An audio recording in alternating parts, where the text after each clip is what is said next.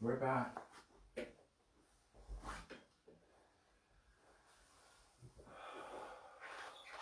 Okay, so, wow, that was a lot of energy in this room.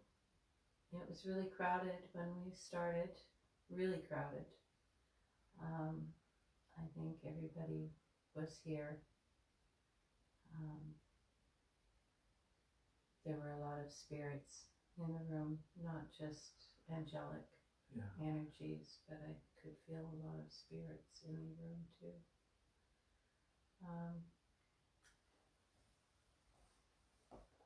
So I guess that was that doorway opening, that gateway, which is this path, that gateway. So that was cool. I started off in a very dark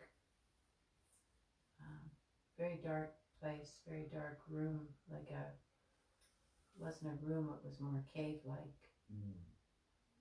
And a being met me there, one that I see quite often in my meditations. And they took me by the hand and led me down this very long cave, very long tunnel that went out of the back of this cave. And it was really, really dark. And then as we got towards the end of the cave, it got lighter. Could see that there was more light. The walls were sort of rough and damp because I could kind of had to feel my way, like feel the sides. So it was very rough in there. And when we got out to the other side, there was the marble, the black marble patio, shiny temple, that part of the temple that I go to. And this part started to like elevate, and there were a host of angels around it, and that's where the light was coming from. It was from the angelic beings that were around there. And I was thinking that this is the journey to the source of inspiration, not to the source necessarily, but maybe, but to the source of my inspiration. And I was being shown along, I could see there were little like alcoves and little areas of thoughts that I'd had and plans that I'd had and imaginings, because I've got quite a fantasy world. Throughout my life I've had like, oh, I'd like to do this, oh, I'd like to do that. And these were all over this temple area and all being like illuminated by these angelic beings. And I was there to find out what my path was to get to what I wanted to manifest, what I wanted to take back with me down the tunnel, back down. And so when I asked that question, and it was really cool, when I asked that question, I was told to look, like lift this veil and look. And it was a reflecting pool, a big reflecting pool. And when I looked in there, there was me. So that was my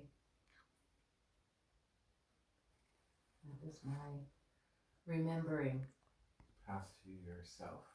Path to myself, yeah.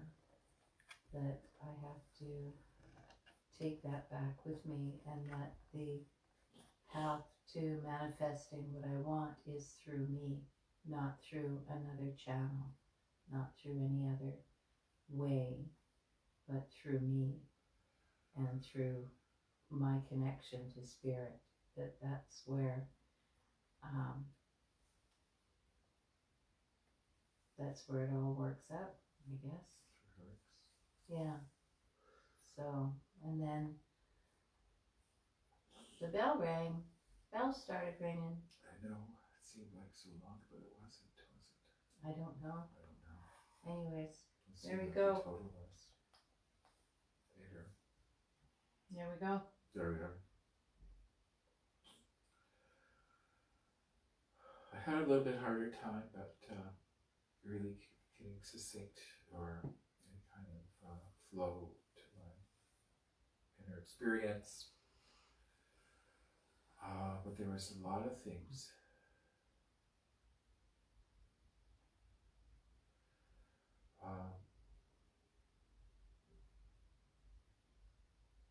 At one time I thought of this, because something had occurred to me from a previous meditation of creating an opening, and that there was like this technique about banishing, like counterclockwise, like kind of cutting through time and space, kind of by banishing it, materiality, and that makes an opening, and there's light behind there that you can tell, and then once you get a glimpse of that, you invoke that energy, and this energy kind of light opened up a whole kind of a space that was like the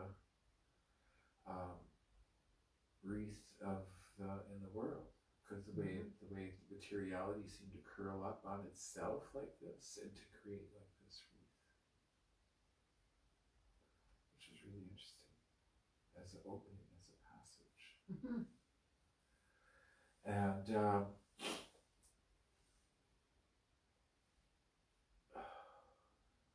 I'm gonna probably come up to remember things later. And at one point I was at I wanted to see myself walking, but and I found I was walking on this bridge, like a wooden kind of arched kind of bridge, like you see in a garden or something, over a stream or a pond. But this was over a great canyon, like whoa. Whoa. But it was also all very dark and damp. And I'm interesting to see how it worked for you to kind of persevere through that, because when I got to the other end and it was just so dark, I just thought, oh, well, I kind of waited there. It seemed almost as though there were obstacles, or where's the path now? And I kind of jammed out a little bit. There was like I thought I would sit. Okay, well, I'll kind of sit at the end here and kind of look at the cool canyon or see what I could see, and there wasn't nothing to really see. So I managed to kind of move forward in the darkness, and I thought, oh, well, I need some light here. And I brought, like, imagined light energy coming into my body. So I was a glowy angel in my own thing. I was creating my own light. There was like this yellowy, greeny hued light kind of coming off that I was able to progress. But now what was before, what was after, I can't even remember now. But at one part, I got this idea of going into this like crystal cavern. It was sort of, maybe it was like coming to mind from those images about that giant crystal selenite cave in Mexico that was kind of discovered a few years ago. But I've recently seen another thing on it or about it. Yeah. And so that really kind of came to mind as kind of went into this. It was the term was the crystal heart of the mountain. Oh. But I think this mountain is the same one I'm getting in other meditations, where I go to this lake and then It's almost this fairy realm off to here, kind of this realm that connects these different The other world. other world, the whole other world. Mm-hmm. So there's a crystal heart of that mountain for me to explore at some point. Cool. And I guess the reason I didn't is I just thought of this friend of mine, from my like the years after after high school in Calgary, and that I hadn't thought of for a long time. Well, I thought of her because of I guess a month and a half ago I was visiting this old friend, high school buddy that had moved to Vancouver, Chuck. Mm-hmm. Anyway, so I started to think, but I kind of got this when I thought, I gotta stop. This is because I was sad. I was getting sad because I thought of Randy. Randy Dalrymple was this young woman that was like a friend of ours, of a bunch of guys and a couple of other girls, or not a lot of girls, more guys, but we were all just friends, and we and then rented a house, and Randy ended up hooking up for being a boyfriend, girlfriend with Chuck.